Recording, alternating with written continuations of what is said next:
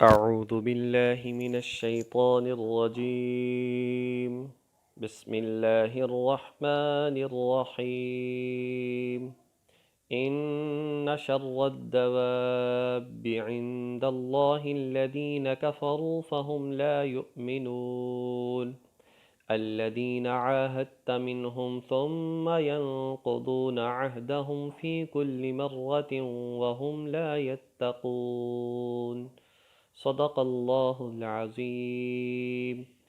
ان شر الدواب عند اللہ الذین کفروا، بے شک اللہ تعالیٰ کے نزدیک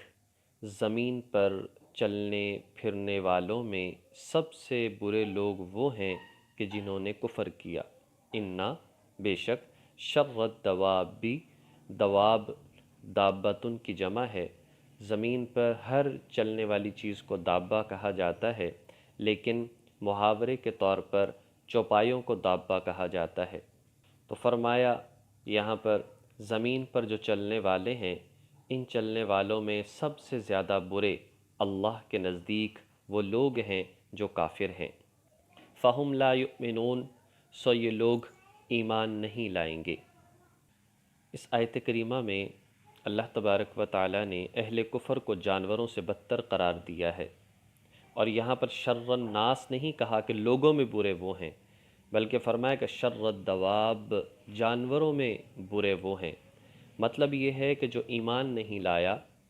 جس نے اپنے اعمال کو درست نہیں کیا، جس طرح کہ ایک پہلے آیت گزری، آیت نمبر 22 جو تھی، اس میں بھی اسی طرح کے الفاظ آئے تھے. ان شر الدواب عند اللہ الصم البکم الذین لا یعقلون، کہ بدترین ہیں وہ جانور، گویا کہ وہ کافر لوگ کہ جو گونگے ہیں، بہرے ہیں، عقل نہیں رکھتے، سمجھ نہیں رکھتے. تو یہاں پر گویا کہ یہ بات ارشاد فرما دی، انسان ہے بظاہر، لیکن اپنی آنکھوں کو، اپنے کانوں کو، اپنی زبان کو، اپنے اعضاء کو صحیح استعمال نہیں کرتا، اللہ کی نافرمانی کرتا ہے، حق بات کو جھٹلاتا ہے، عقائد درست نہیں، اعمال درست نہیں، تو یہ جانور نہیں بلکہ جانوروں سے بھی بدتر ہے. الذین عاہدت منہم ثم ینقضون عہدہم، وہ لوگ کہ جن سے آپ عہد کر چکے ہوں، کوئی آپ نے ان سے معاہدہ کیا ہو، ثم ینقضون عہدہم، پھر یہ لوگ توڑ دیتے ہوں اپنے وعدے کو، فی کل مرۃ، ہر مرتبہ، وہم لا یتقون، سو یہ لوگ ڈرتے نہ ہوں. فَإِمَّا تَثْقَفَنَّهُمْ فِي الْحَرْبِ، چنانچہ آپ جب بھی ان کو پالیں، جب بھی آپ کا ان سے مقابلہ ہو، فی الحرب، جنگ میں، فَشَرِّدْ بِهِمْ، تو آپ ان کے ذریعے سے منتشر کر دیں، من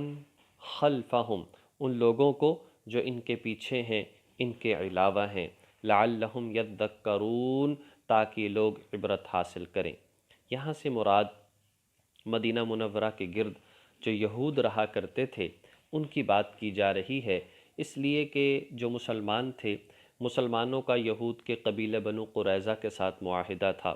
یہ تھا کہ ہم تمہیں نقصان نہیں پہنچائیں گے اور تم ہمیں نقصان نہیں پہنچاؤ گے، اور اسی طرح سے جو ہمیں نقصان پہنچانے والے ہوں گے ہم ان کا جو ہے ساتھ بھی نہیں دیں گے. لیکن یہ یہودی معاہدہ تو کر چکے تھے، لیکن اس کے باوجود ان کا مکہ مکرمہ کے مشرکین کے ساتھ تعلقات تھے، اور یہ انہیں اوزار، ہتھیار فراہم کیا کرتے تھے. بلکہ غزوہ خندق کے موقع پر کعب بن اشرف خود گیا، جو کہ یہودی تھا، اور مشرکین مکہ سے کہا کہ میں تمہارے ساتھ ہوں، میں تمہاری مدد بھی کروں گا، تمہیں ہتھیار بھی دوں گا. تو اس موقع پر فرمایا کہ وہ لوگ جن سے آپ عہد کر چکے ہیں، یعنی کہ بنو قریظہ، اگر یہ لوگ بد عہدی کرتے ہیں، ایک مرتبہ انہوں نے غزوہ بدر کے موقع پر ایسا کیا، اس کے بعد احد کے موقع پر پھر ایسا کیا، پھر اسی طریقے سے جو ہے انہوں نے خندق کے موقع پر ایسا کیا، تو ہر مرتبہ یہ عہد کو توڑتے چلے جاتے ہیں اور یہ اللہ سے ڈرتے نہیں. تو فرمایا کہ اب کیا ہے، اگر آپ ان کو میدان جنگ میں پالیں تو آپ ان کو عبرت ناک سزا دیں، آپ ان پر جو ہے ایسا حملہ کریں کہ ان کی وجہ سے اور جو لوگ ہیں ان کو ہمت نہ ہو. فَشَرِّدْ بِهِمْ مَنْ خَلْفَهُمْ، آپ منتشر کر دیں ان لوگوں کو جو ان کے علاوہ ہیں، تاکہ ان کی وجہ سے باقیوں کو بھی عبرت حاصل ہو، وہ بھی نصیحت حاصل کر لیں۔ اور فرمایا کہ وَإِمَّا تَخَافَنَّ مِن قَوْمٍ، اور اگر آپ کو خوف ہو کسی دوسری قوم سے خیانتاً، ان کی بدعہدی کی، ان کی خیانت کی، تو فَانبِذْ إِلَيْهِمْ عَلَى سَوَاءٍ، تو آپ ان کے وعدے کو ان کی طرف پھینک دیں، یعنی کہ ان سے معاہدہ ختم کر دیں، عَلَى سَوَاءٍ، تاکہ بالکل برابر ہو جائیں۔ ان اللہ لا يحب الخائنین، بے شک اللہ تعالیٰ خیانت کرنے والوں کو پسند نہیں کرتا۔ یہاں پر یہ بات ارشاد فرمائی کہ اگر کوئی قوم ایسی ہے، اس قوم نے تم سے معاہدہ کیا، مسلمانوں سے معاہدہ کیا، اگر تو وہ کھلم کھلا معاہدے کی خلاف ورزی کرتے ہیں، پھر تو ان سے مقابلہ کرنا بالکل جائز ہے اور کرنا بھی چاہیے۔ لیکن ایک دوسری صورت ذکر فرمائی، جن سے تمہارا معاہدہ ہے، اگر تمہیں صرف شک ہے، یقین نہیں،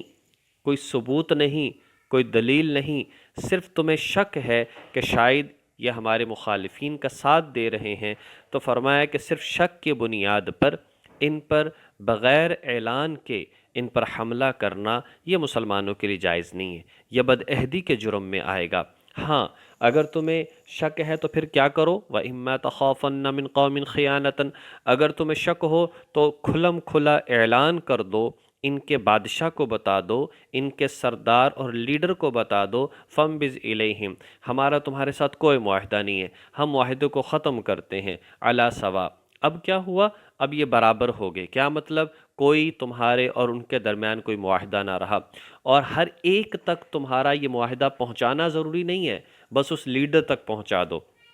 اس کے بعد اتنا وقت انتظار کرو کہ جتنی دیر میں جو ہے ان لوگوں تک پیغام پہنچایا جا سکتا ہے، یعنی آج کا اگر دور ہے تو چند منٹوں میں سب تک پیغام پہنچ جاتا ہے، تو اس اعتبار سے جو ہے، اور جیسے پہلے زمانہ تھا تو اس وقت میں جو بھی ان کی ترتیب تھی، 1 دن میں، 2 دن میں، 3 دن میں اپنے پورے علاقے میں اس پیغام کو پہنچا سکتے ہیں، اس کے بعد ان کے اوپر حملہ کرنا جائز ہے۔ دیکھیں اللہ تعالیٰ کی ذات کو دیکھیے، کیسا پیارا دین ہمیں عطا فرمایا کہ یہ لوگ مخالفین ہیں لیکن مشرکین ہیں، چلو بے شک ہم نے معاہدے کے بارے میں ان کو نہیں بتایا، لیکن ہیں تو یہ غیر مسلم، لیکن اس کے باوجود غیر اعلانیہ طور پر ان کے اوپر حملہ کرنا، گویا کہ وعدے کی خلاف ورزی کرنا، اس کو بڑا برا سمجھا گیا اور فرمایا کہ یہ خیانت کہلائے گی، اور اللہ خیانت کرنے والوں کو پسند نہیں کرتا۔ ہاں، دوسری طرف وعدے کے بارے میں ایک جگہ پر قرآن پاک میں فرمایا، دیکھو وعدوں کو پورا کرو۔ آج یہ ہمارے لیے، چاہے ہم کسی ایک ذات سے معاہدہ کرتے ہیں، ہم وعدہ کرتے ہیں اپنی اولاد سے، بیٹا یہ کر لو آپ کو فلاں چیز ملے گی، ہم اپنے والدین سے وعدہ کرتے ہیں، ہم اپنے دوستوں سے وعدہ کرتے ہیں، ہم اپنے اساتذہ سے کہ جی آج معاف کر دیں آئندہ یہ کام کریں گے، ہم اس کسی بھی انداز سے جو ہے یہ معاہدہ کرتے ہیں، ہم استاذ کی حیثیت سے ہوں، ہم ڈاکٹر کی حیثیت سے ہوں، ہم اسی طریقے سے جو ہے کسی مریض کی حیثیت سے ہوں، کسی کاروباری کی حیثیت سے ہوں، اور والدین، اولاد، رشتہ دار کی حیثیت سے ہوں، جس سے بھی جو معاہدہ ہے، جس سے بھی جو معاہدہ ہے، مریضی ہوتا ہے اس کو ٹائم دے دیا جاتا ہے، پھر اس کے خلاف کرنا وعدہ خلافی بغیر کسی وجہ کے، تو فرمائے سب مسلمان کے لیے ضروری نہیں ہے کہ وہ یہی کہے کہ بس میں وعدہ کر رہا ہوں، نہیں، اس کا تو کہہ دینا بھی وعدہ ہے، اس کا تو بس یہ کہہ دینا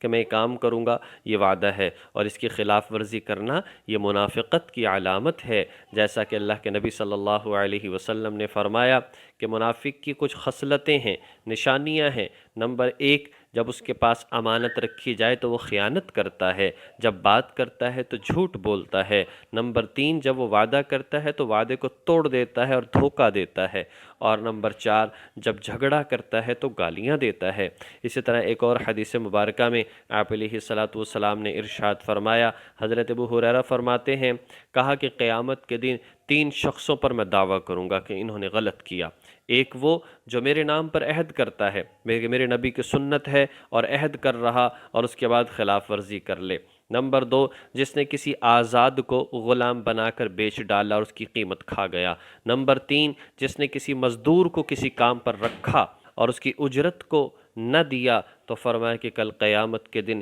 اسے جواب دینا پڑے گا، اور کہا کہ جس نے کسی سے پہلے عہد کر رکھا تھا اور عہد کرنے والے کو پھر قتل کر دیا، یہ کبھی جنت کی خوشبو نہیں سونگھ سکے گا۔ بہرحال بات یہ ہے کہ وعدوں کو پورا کرنا اسلام کا ایک اہم رکن ہے، اللہ پاک نے اہم ایک ذمہ داری دی ہے، اس کو اپنے اپنے درجے میں رکھ کر اس کو سوچنا چاہیے اور اس کے مطابق عمل کرنے کی کوشش کرنی چاہیے۔ اللہ تبارک و تعالی ہمیں ان تمام باتوں کو سمجھ کر عمل کرنے کی توفیق نصیب فرمائے۔ وآخر دعوانا ان الحمد للہ رب العالمین۔